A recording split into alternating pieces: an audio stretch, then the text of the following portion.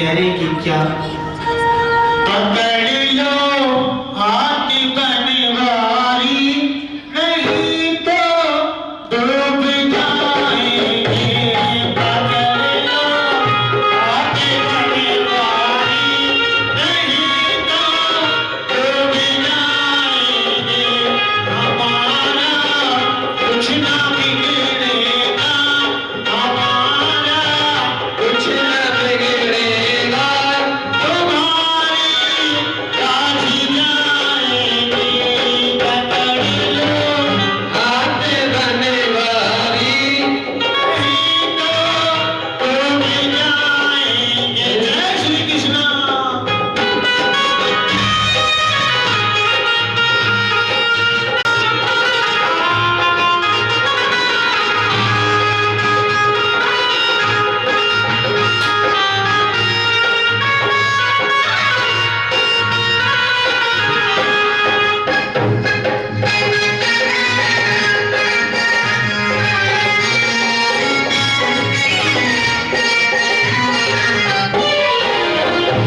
मेरो राधा रमण गिरधारी, मेरो राधा रमण गिरधारी, गिरधारी श्याम बनवारी। भगवत भगवान की है आरती, पापियों को पाप से है तारती। श्री भागवत भगवान की है आरती, पापियों को पाप से है तारती। श्री भागवत भगवान की है आरती, पापियों को पाप से है तारती।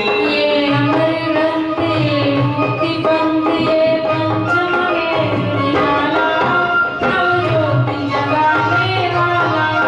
ये अमर ग्रंथ ये मुक्ति पंथ ये पंचम वेद निराला, नवज्योति जगाने वाला। ये अमर ग्रंथ ये मुक्ति पंथ ये पंचम वेद निराला, नवज्योति जगाने वाला।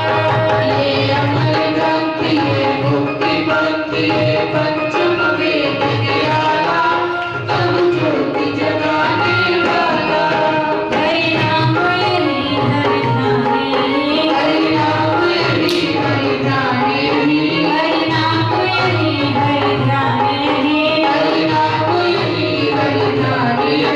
जग के मंगल की आरती, पापियों को पाप से है तारती। श्री भागवत भगवान की है आरती, पापियों को पाप से है तारती। ये शांति गीत पावन पुनीत पापों को मिटाने वाला, हरि दर्शन कराने वाला। ये शांति गीत पावन पुनीत पापों को मिटाने वाला, हरि दर्शन कराने वाला। ये शांति गीत पावन पुनीत पापों को मिटाने वाला, हरि दर्शन कराने वाला। ये शांति गीत पावन पुनीत पापों को मिटाने वाला, हरि दर्शन कराने वाला। ये सुख करनी ये दुख हरने, ये सुख करनी ये दुख हरनी, ये सुख करनी ये दुख हरने। ये सुख करनी ये दुख हरनी। श्री मधुसूदन की आरती, पापियों को पाप से है तारती। श्री भागवत भगवान की है आरती, पापियों को पाप से है तारती। ये मधुर बोल जगबंद गोल सन्मार्ग बताने वाला, बिगड़ी को बनाने वाला। ये मधुर बोल जगबंद बोल सन्मार्ग बताने वाला, बिगड़ी को बनाने वाला। ये मधुर बोल जगबंद गोल। श्री राधे जय राधे। श्री गणेशाय नमः।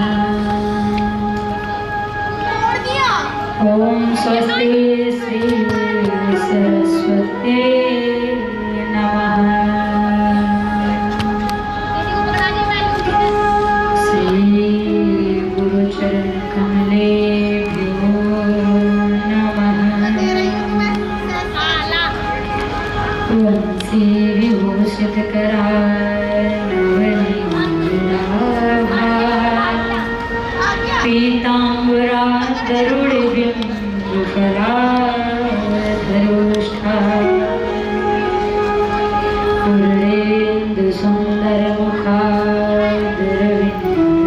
पूर्णेन्दुसुन्दरमुखादरविन्दनेत्राय कृष्णात् परं किमपि तत्त्वमहं न जाने। अज्ञानतिमिरान्धस्य ज्ञानाञ्जनशलाकया चक्षुरुन्मीलितं येन तस्मै श्रीगुरुवे नमः। ध्यानमूलं गुरुर्मूर्तिपूजामूलं गुरुर्परं मन्त्रमूलं गुरुर्वाक्यं मोक्षमूलं गुरुर्कृपा। भक्तिभक्त भगवन्त गुरु चतुर्नाम और इनके भगवंतन करो नासत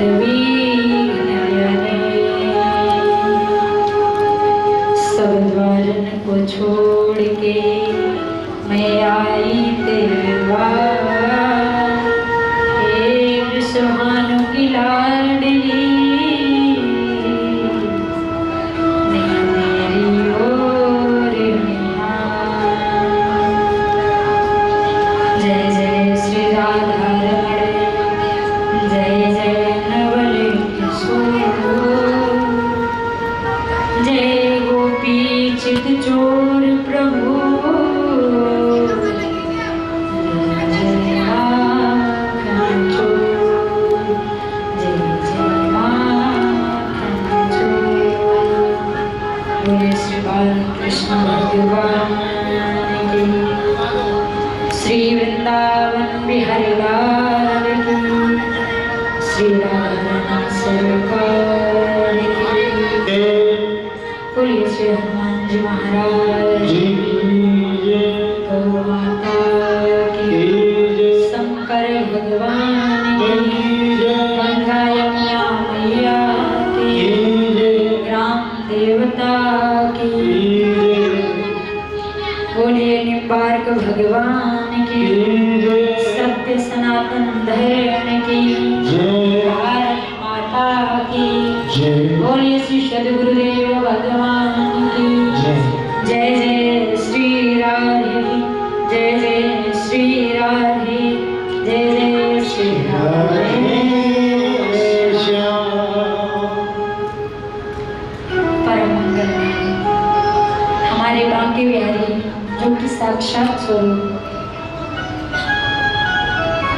श्रीमद् भागवत महापुराण के हैं। एक बार सभी भक्त भागवत भगवान को नमन और राम जी सबरी बुहारे रास्ता आएंगे राम जी सबरी बुहारे रास्ता आएंगे राम जी सबरी बुहारे रास्ता आएंगे राम जी। राम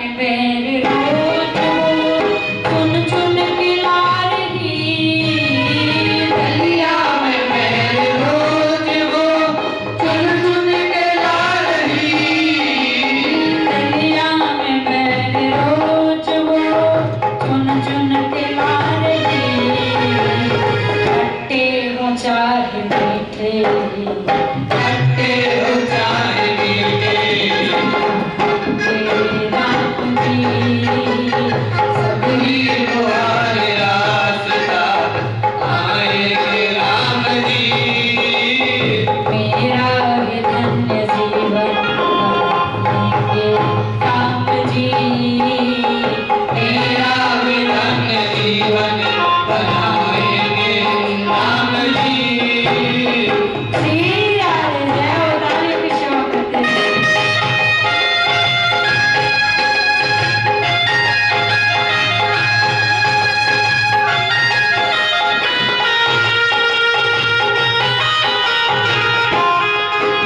रोज अपने कांटे उहार के हाथों से रोज अपने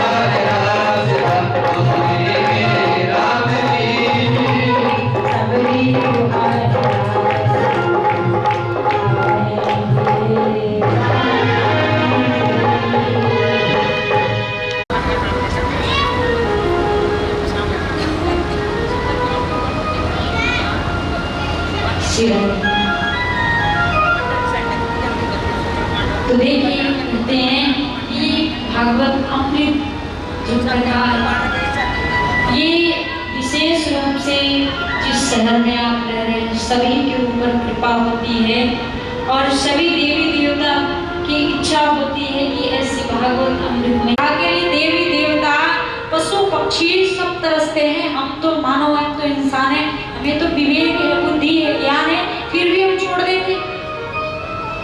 तो कभी भी ऐसा गलतियां ना करें कि ऐसे सत्संग चल रहा है और हम छोड़ रहे हैं। चाहे आप 10 मिनट दो, आप वहां जरूर जाओ। अज्ञान हेतु कृत मोहमदान्धकारनाशं विधाय हि तदोदयते विवेकः। भाग्योदयन बहुजन्म समर्जिते, बहुत जन्मों के बाद ऐसे भाग्य हमारे पुण्योदय हुए। सत्संगम च लभते पुरुषो यदा में, ऐसे सत्संग का लाभ हमें प्राप्त हो रहा है। अज्ञान हेतु कृत मोहमदान्धकारनाशं, हम ऐसे अज्ञानी पुरुष, ऐसे अज्ञानी व्यक्ति को ऐसे अमृतमय भागवत कथा मिल रही है। विधाय ही तदोदयते विवेक, इस भागवत को विवेक रूप से प्राप्त करिए और पान करिए। बोलिए श्री वृंदावन बिहारी लाल की जय। देखिए आप भागवत में आए हैं, आप अपनी भावनाओं को चेंज करिए कि हम इस भाव से बैठे पांडाल में कि हमें कुछ नई चीज प्राप्त हो और अंदर की हमारे मन की जो गंदगियां वो बाहर निकले, अच्छी चीज को ग्रहण करके अपने जीवन में हम परिवर्तन लाएं। आप इस भाव से सुने, मनोरंजन की दृष्टि से बिल्कुल नहीं, चाहे आप 10 मिनट सुनो लेकिन मन से जोड़कर, मनोरंजन की दृष्टि से नहीं कि चलो घर पे टाइम नहीं पास हो रहा और भागवत में बैठ जाए, अच्छी नींद आएगी और सुनते रहेंगे कथा और ये नहीं पता कौन सा प्रवचन चल रहा है कौन सा नहीं।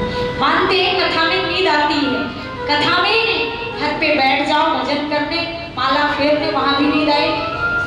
पैसा गिनने में नींद नहीं आती, वहां तो एक नोट ज्यादा न हो जाए, कम न हो जाए, अभी काऊ को देने लग जाओ पैसे तो 4 बार आप गिनोगे, 5 बार उससे गिनवाओगे हैं।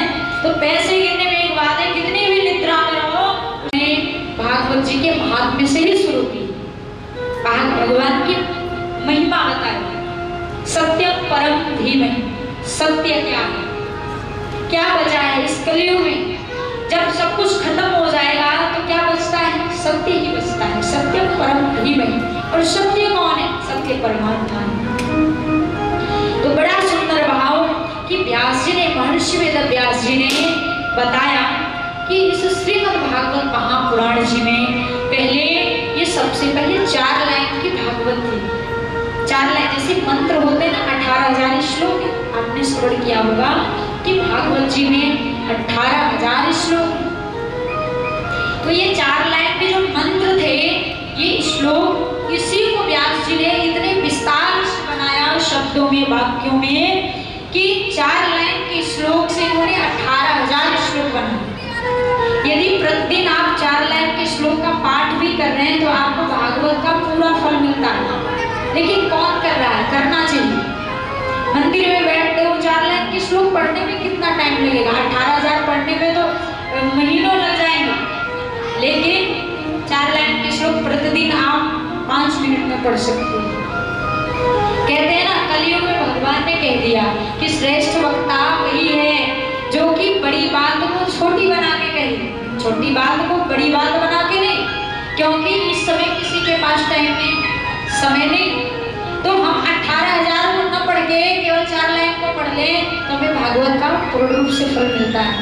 तो व्यास जी ने इस 4 लाइन के श्लोक को पूरे 18,000 श्लोकों में वर्णित कर दिए, बांट दिए, विस्तार से बना दिए।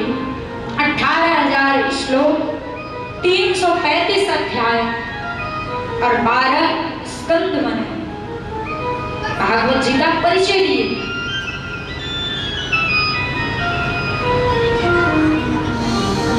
18,000 श्लोक, 335 अध्याय, 12 स्कंद, बड़ा ही सुंदर। प्रथम श्लोक बड़ा उच्चारण करेंगे। सच्चिदानंद रूपाय विश्वोत्पत्त्यादि हेतवे तापत्रय विनाशाय श्री कृष्णाय वयं नमः। सच्चिदानंद रूपाय विश्वोत्पत्त्यादि तापत्रय विनाशाय श्री कृष्णाय वयं नमः। सच्चिदानंद रूपाय, हम बात बात में कहते हैं सच्चिदानंद। सच्चिदानंद लोगों का नाम भी है। सच्चिदानंद किसका नाम है? भगवान का, जो कि सच्चित आनंद, 3 प्रकार के अक्षरों को शब्दों को मिला के सच्चिदानंद बने, और उन्हीं को हम सच्चिदानंद भगवान को प्रणाम भी करते हैं। सच्चित आनंद, सत किसे कहते हैं? आपको भी पता है, जो पहले सत्य था और मध्य में वही बचता है और अंत में वही बचता है, वही सच्चिदानंद भगवान है।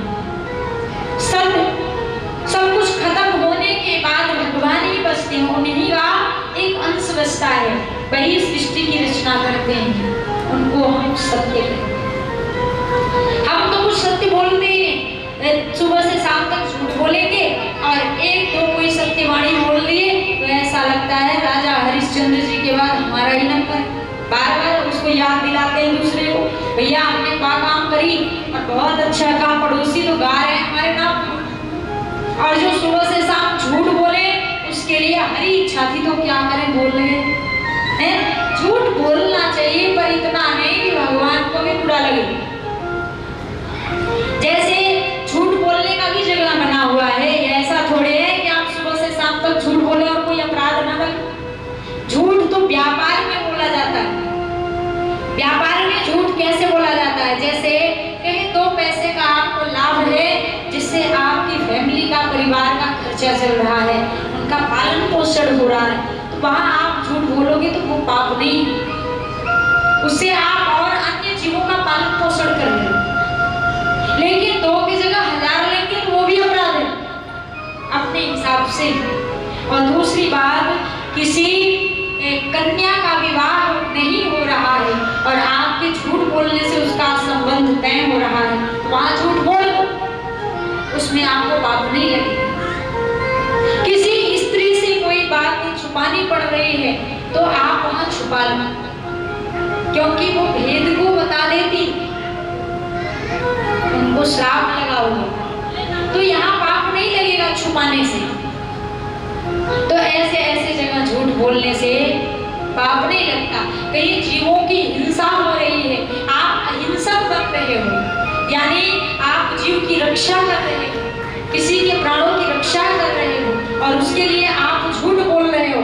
जैसे कोई गौ माता आ रही है आपकी गली में, पीछे से हत्यारा लगा हुआ है गौ माता को काटने के लिए, और गौ माता कहीं जाके छुप गई और आपने देख लिया कि वो जा रही है, फिर भी वो आपसे पूछ रहा है किधर से गौ माता गई है।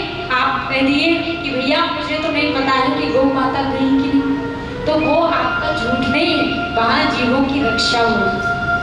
तो ऐसी जगह झूठ बोलो, ऐसे नहीं कि सुबह से शाम तक झूठ बोलते रहो, इसमें अपराध होता है। बोलिए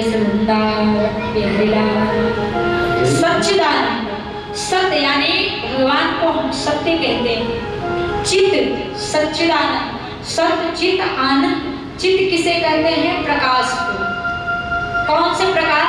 ये जो ट्यूबलाइट चल रही है इसे प्रकाश नहीं बोलोगे, ये तो झूठा प्रकाश है। अभी रात हो जाए तो हमें प्रकाश की जरूरत पड़ती है, मैं आपसे दिखता नहीं, दिखना बंद हो जाए, कोई अंधेरे में चल पाएगा? हम भी ना चल पाएंगे, बिना कारनिया भी ना आए हमारे आंखों में, फिर भी ना चल पाएंगे, क्योंकि हमें प्रकाश की जरूरत है। और जिस परमात्मा को जो पूरे संसार को, पूरी सृष्टि को प्रकाश दे रहे हैं, उन्हें प्रकाश की जरूरत ही नहीं, हमें जरूरत है, तो इसे प्रकाश नहीं करते। उन परमात्मा को जो स्वयं प्रकाश स्वरूप है उन्हें हम चित्त बोलते हैं। आनंद, आनंद किसे कहते हैं? अच्छी चीजें ग्रहण करना ये आनंद नहीं। क्षण भर के लिए आनंद प्राप्त करना ये आनंद नहीं, ये आनंद कभी चलने वाली चीज ना है। आनंद वो है कि जो भगवान की कथा में बैठे बैठे कथा श्रवण करते करते रोने लग जाओ, वृंदावन बिहारी जी का दर्शन करो, मंदिर में जाओ, पट जैसे हटे भगवान का दर्शन करो और दर्शन करते ही आंखों में आंसू आ जाए, हंसने लग जाओ, रोने लग जाओ।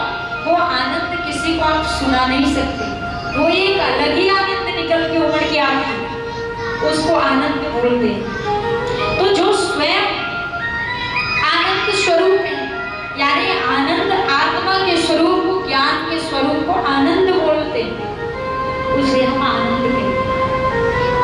सच्चिदानंद रूपा विश्वोत्पत्त्यादि नित्य, जो विश्व की उत्पत्ति करते हैं, बनाते हैं, पालन करते हैं और संहार कर देते हैं। और कितने सुंदर सुंदर स्वरूप वालों को बनाते हैं।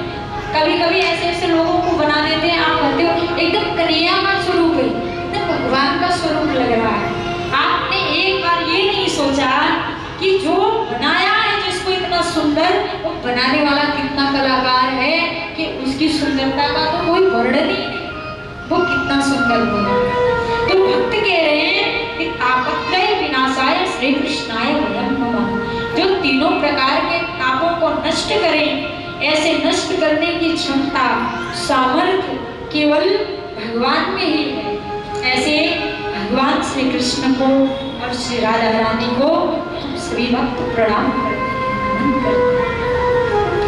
एक छंद का बड़ा ही सुंदर भाव है।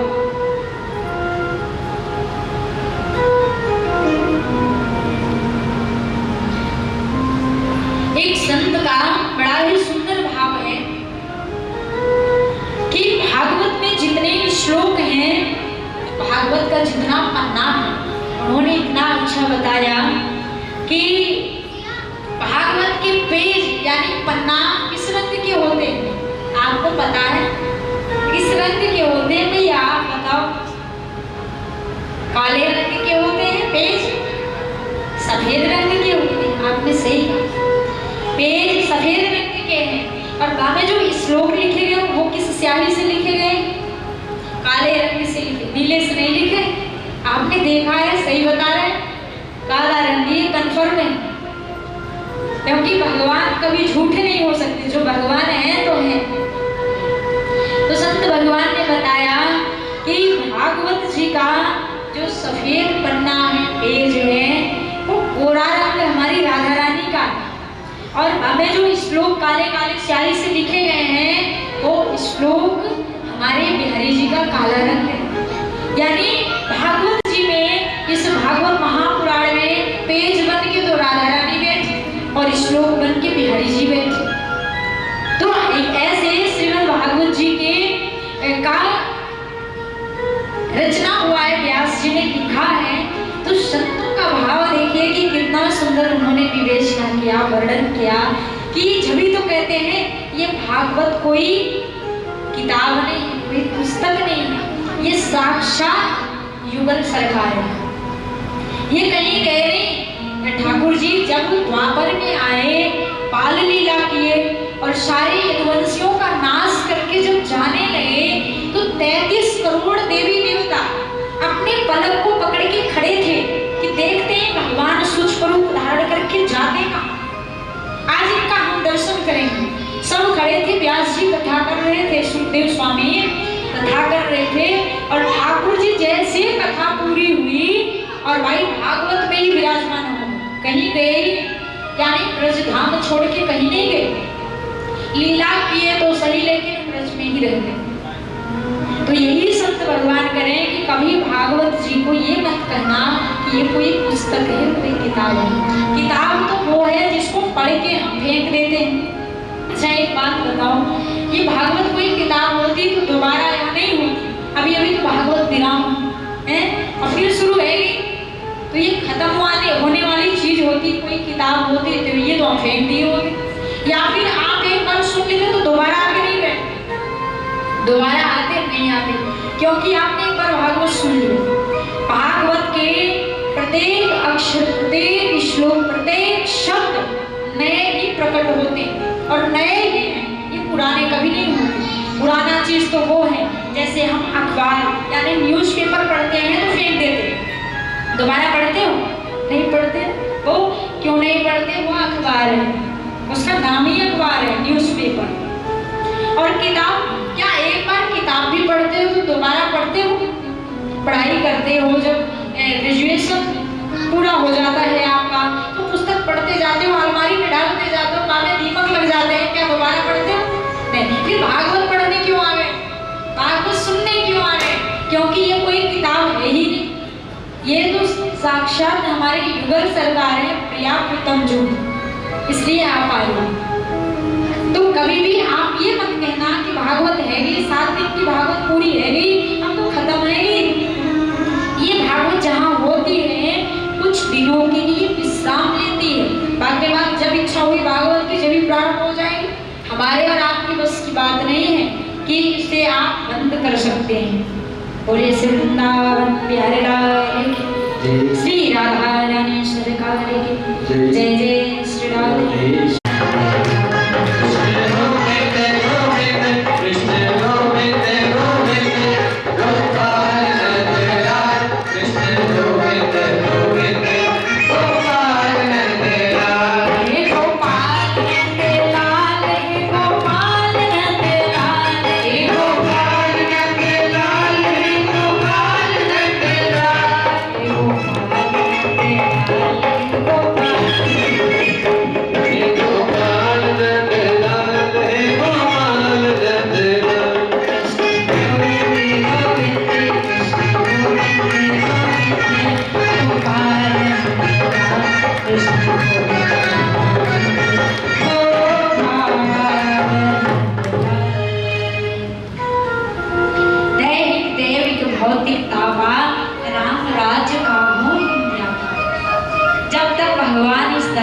चरण रखे थे प्रत्यक्ष रूप से,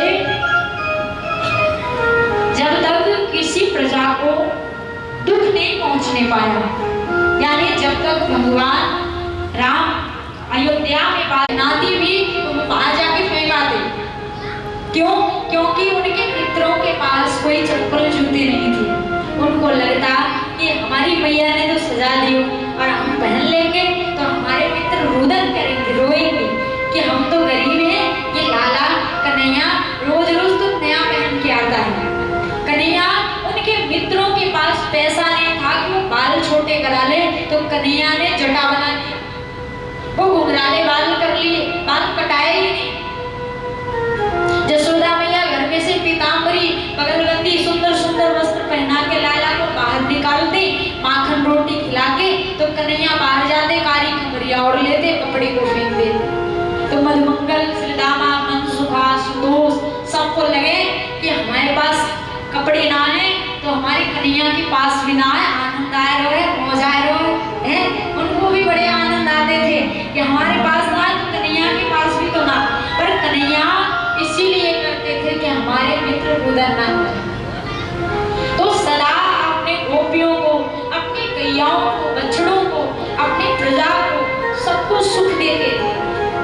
जब तक गोकुल में वास किए तो नंद बाबा और जसोदा मैया को कभी दुख नहीं होने दिए।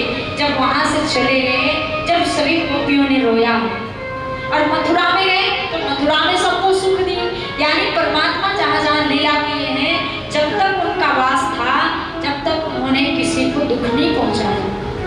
तो वही दैहिक, दैविक, भौतिक तापा, राम राज्य का मोहिम व्यापा, ये 3 प्रकार के जो ताप हैं, दैहिक रूप से, दैविक रूप से, भौतिक रूप से, ये तीनों तापों से सभी प्रजा स्वतंत्र रहते थे, यानी ये कोई ताप उनको परेशान नहीं करते थे। और जैसे ही भगवान धराधाम छोड़े वैसे ही कलयुग आके बैठ गया।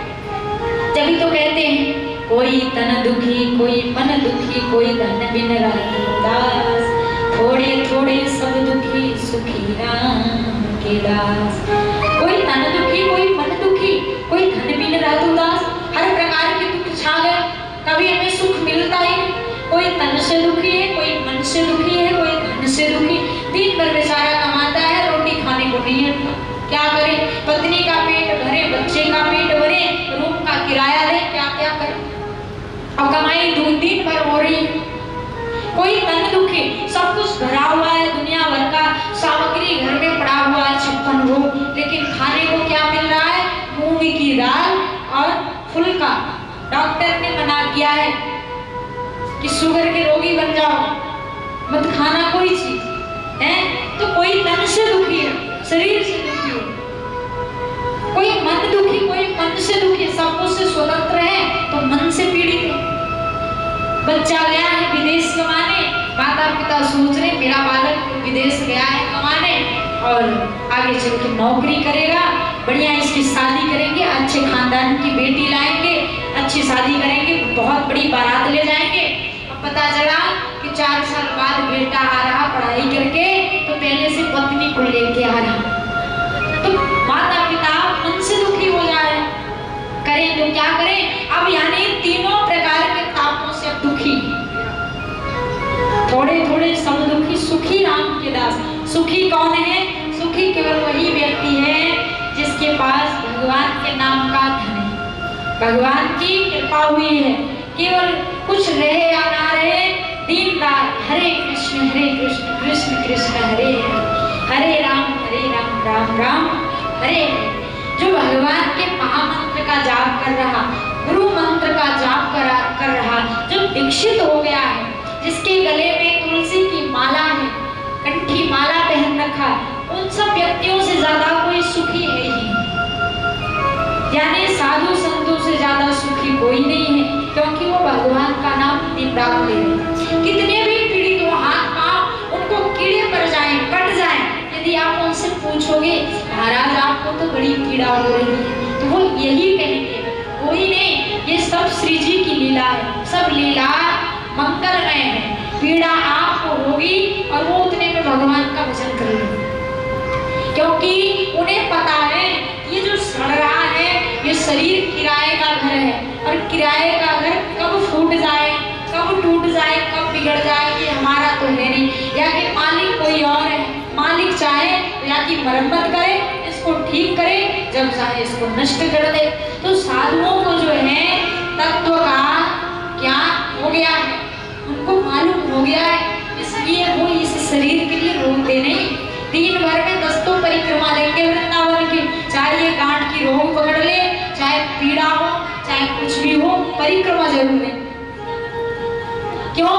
क्योंकि सच बात है भैया, जो करना है 2-4 साल के अंदर आप कर ले, क्योंकि मनुष्य की उम्र जो होती है केवल 40 वर्ष की होती है, और तो हम जो कोई 100 वर्ष जी रहा है, कोई 80 वर्ष जी रहा है, कोई 50 वर्ष जी रहा है, मुख्य रूप से भगवान ने जो हम मानव को आयु दिए हैं, वर्ष दिए हैं जीने के लिए, वो केवल 40 वर्ष, और इससे ज्यादा हमने लालच कर लिया, तो भगवान ने देखा कि अब कहाँ से लाए इनके लिए, तो कभी उल्लू का उठा के 20 वर्ष दे दिए, कुत्ते का उठा के 20 वर्ष दे दिए, और बाकी बाद गधे का उठा के 20 वर्ष दे दी। 3 लोगों का आयु लेके हम और जी रहे, इसलिए हमारा हो गया 100 वर्ष, और इन 100 वर्ष में हम क्या पता है कि 100 वर्ष जिएंगे हैं, तो इसलिए 40 वर्ष की उम्र तक लोग भजन कर लें, दीक्षित हो जाए, गुरु बना ले, भगवान को अपना ले, इष्ट देवता बना ले, उतने में ही पूरा भजन उनका होता है। बाकी बात तो हम कुत्ते की उम्र लेके जीते हैं, यानी कि पूरे घर का भार हमारे सिर पे आने लगता है, जैसे 40 पूरा हुआ, 41 आया, 42 आया, 50 आ गया, बाबे को हमारे उम्र ना है, जब तो हम पीड़ित हो जाते हैं। कुत्ते के बाद उल्लू के आए, उल्लू के नंबर आए जब उनके उम्र, तो हमें आंखों से दिखना बंद हो जाता है, दिन में रात में दिखता नहीं, कब तक बैठे रहेंगे द्वार पे चदरिया ओढ़ के ठंड में, बाबा लोग घर के बड़े बूढ़े जो सास ससुर होते हैं,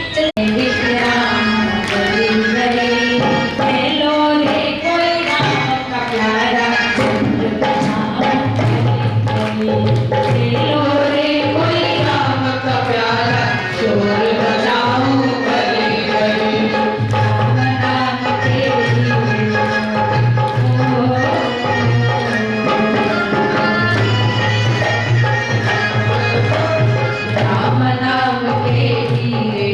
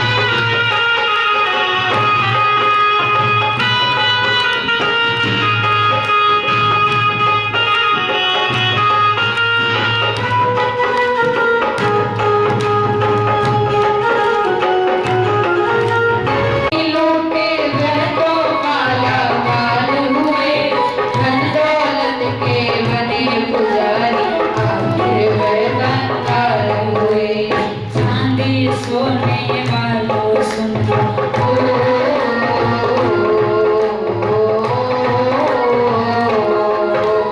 चांदी सोने वालों सुन लो, बात सुनाओ खरी खरी। चांदी सोने वाले सुन लो, बात सुनाओ खरी खरी। ले लो रे कोई राम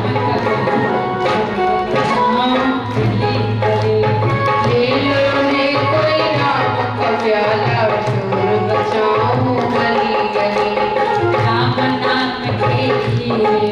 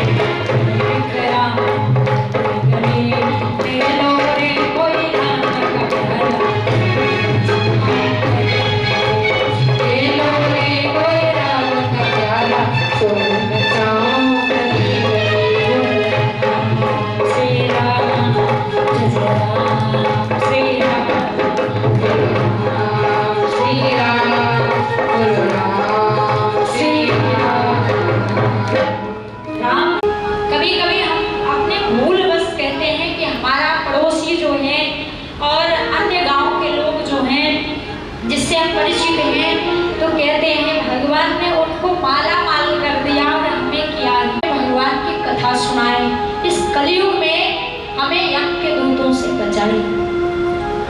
भगवान से अपने गुरुदेव से मानसिक रूप से प्रार्थना कर रहे हैं कि हे गुरुदेव, हे नारायण, ऐसे कोई भक्त आए जो आपकी कथा सुनाए। आने वाला कलयुग लोगों की बुद्धि को बिगाड़ रहा है, बिगाड़ देगा। कोई भगवान को नहीं पहचानेगा। कोई ऐसा भक्त आए जो ऐसी कथा सुनाए कि वो कथा जन्म जन्मांतर चलती है और वहीं से लोगों को कल्याण हो। ऐसे संत जन सोच रहे थे जब भी एक रोमहर्षण जी के पुत्र श्री सूत जी भगवान आए, जो कि 20 वर्ष के हैं केवल, और वहाँ जो संत जन हैं हजार हजार वर्ष के आयु वाले, सूत जी को देख के सभी संत जन खड़े हो गए, उनका सम्मान किए, स्वागत किए और उनका सम्मान देख के सूत जी भगवान बड़े शर्मिंदा हुए कि मैं इतना छोटा सूत जी और ये इतने बूढ़े बूढ़े संत खड़े होके हमारा सम्मान कर रहे हैं, तो थोड़े संकोच लग रहे हैं। अब ज्ञानी तो ज्ञानी ही होता है, चाहे वो कितना भी छोटा हो, ज्ञान में बड़ा होता है तो वो सबसे बड़ा होता है वो व्यक्ति। तो सभी संत उनका सम्मान कर रहे हैं। धन वृद्धा बल वृद्धा आयु वृद्धास्तथैव च ते सर्वेऽपि ज्ञान वृद्धाश्च किंकिरा शिष्य किंकरा। धन वृद्धा बल वृद्धा, स्वामी कोई धन में बड़ा होता है हमने सुना है, कोई बल वृद्धा बल में बड़ा होता है, कोई आयु वृद्धास्तथैव च, कोई आयु में बड़ा होता है। लेकिन हमने साधुओं के मुंह से और शास्त्रों में सुना है कि ते सर्वे ज्ञान वृद्धा किंकिरा शिष्य किंकरा, जो ज्ञान में बड़े होते हैं वो सबसे बड़े हैं और वो भगवान के किंकिरा शिष्य किंकरा यानी अनन्य भक्त, लाडला भक्त। जैसे ध्रुव जी हो गए नारायण भगवान के भक्त, लाडला भक्त, प्रहलाद जी हो गए, सुदामा जी हो गए हैं, तो ऐसे किंकिरा शिष्य किंकरा यानी अनन्य भक्त भगवान के होते हैं जो ज्ञान में सबसे बड़े हैं। तो स्वामी हम कह रहे हैं आप सबसे बड़े हो, आप ऐसी कथा सुनाओ जिससे हम गोविंद के चरणों में चले जाएं और चरणों में ऐसे फंस जाएं कि जरा रूपी चरण में कि कभी उसमें से निकले ना। हम निकलना नहीं चाहते, भगवान के शरणागत हो जाएं, हमें श्री कृष्ण भगवान की प्राप्ति हो जाए। कृष्ण प्राप्ति करम शाश्वत साधनम तद्वदालम्बनम्।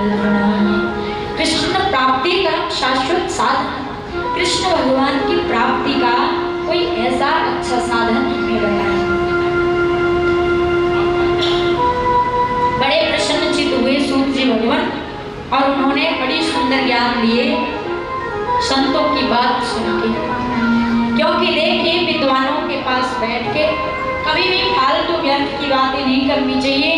भगवान की प्राप्ति का बात करो आप कि प्रभु की प्राप्ति कैसे हो, भगवान के चरणों में हमारी भक्ति श्रद्धा कैसे बढ़े। ये थोड़े कि साधु संतों से ये पूछो हमारी बंगला कब बनेगी, कोठी कब बनेगी, हमारे बहू को बेटा कब हुए, ये कोई पूछने की बात नहीं है, ये तो कृपा की बात है। कृपा हुई कि बहू को बेटा हुआ, पता भी ना पड़ेगी नंद गया नंद वह जय कन्हैया लाल की, तो ये बात हुई पूछने की ना है, ये तो कृपा की बात है। आप कर्म कर रहे हैं तो कृपा की बरसात होएगी। यदि हमारा विश्वास ही नहीं है तो हमें वो कृपा की बरसात कब हो जाती है हम जान भी नहीं पाते। तो वही संत भगवान कह रहे हैं कि प्रभु ऐसा करिए कि ठाकुर जी की हमारे पे कृपा हो और हमें कन्या की प्राप्ति हो। काला प्याल मुखग्रास त्रास निर्णास हेतुवे, काला प्याल मुखग्रास त्रास निर्णास, ये हमारा जो शरीर है काला प्याल कलयुग रूपी जो सर्प है, ये सर्प मुख खोले बैठा है और हम सभी उसके ग्रास, ग्रास यानी चारा, उसके घास है, वो हमें घास रूप में खाता है। कौन? कलयुग। ये क्या है? अजगर रूपी सर्प है, मुख खोल के बैठा है और जैसे हमारी मृत्यु हुई मुझे दबा देता। तो संत कह रहे हैं हम नहीं चाहते हमारी ऐसी मौत हो कि हम अजगर के मुख में जाएं, हम पहले भगवान के शरण में चले जाएं। हमें ऐसी कोई कथा आप शरण कराइए। तो व्यास जी बड़े प्रसन्नचित्त हुए कि ऐसे संत, ऐसे लोगों को तो कथा जरूर सुनानी चाहिए जो कि केवल भगवान की प्राप्ति की बात कर रहे हैं। संत के छड़ अन्न के कड़े कभी बर्बाद ना करें, थाली में प्रसाद आए तो उसे ऐसे खाएं कि सब साफ कर दें। संत के छड़, एक भी छड़ आपकी वजह से बर्बाद ना जाए। आप ऐसा सोचें कि जो भी बात पूछनी है केवल प्रभु के बारे में पूछो, नहीं तो बहुत ज्यादा अपराध लगता है। बड़ा ही सुंदर भाव सूत जी भगवान ने बताया कि यही कथा सुनने के लिए एक बार व्यास जी के पुत्र सुखदेव भगवान परीक्षित जी को कथा श्रवण कराए। एवं विनिमये जाते सुधाराज्ञा प्रपीयताम प्रपास्यामो वयं सर्वे श्रीमद्भागवत। एवं विनिमये जाते सुधाराज्ञा प्रपीयताम। एवं विनिमय, विनिमय माने बांटना, अदला बदली करना। देवता आए कथा सुन के और सुखदेव स्वामी से कह रहे हैं, स्वामी ये कथा हमें पिला दो और ये अमृत हम लाए हैं तुम्हारे लिए, ये परीक्षित जी को पिला दो। उनके मन में कितना कपट है कि परीक्षित जी को श्राप लगा है कि आज के 7वें दिन तक्षक सर्प डसेगा, इनकी मृत्यु होगी निश्चित है, और ये अमृत पिएंगे तो बच जाएंगे। ये भागवत हम पिएंगे जीवन भर के लिए, जीवन मरण से मृत्यु से छुटकारा मिल जाएगा। उनको तो ये लालच है। तो सुखदेव स्वामी ने कहा, अरे ठगियाओं, ठगने के लिए हम ही मिले थे, तुम्हें और कोई ना मिला। ठगने के लिए तुम स्वर्गलोक से यहाँ आए, जो भागवत तुम्हें ना मिलेगी, जो तुम परीक्षित जी को ही मिलेगी। यानी देवी देवता रुदन करते हुए वो भी चले गए, उनको भी भागवत नहीं मिली।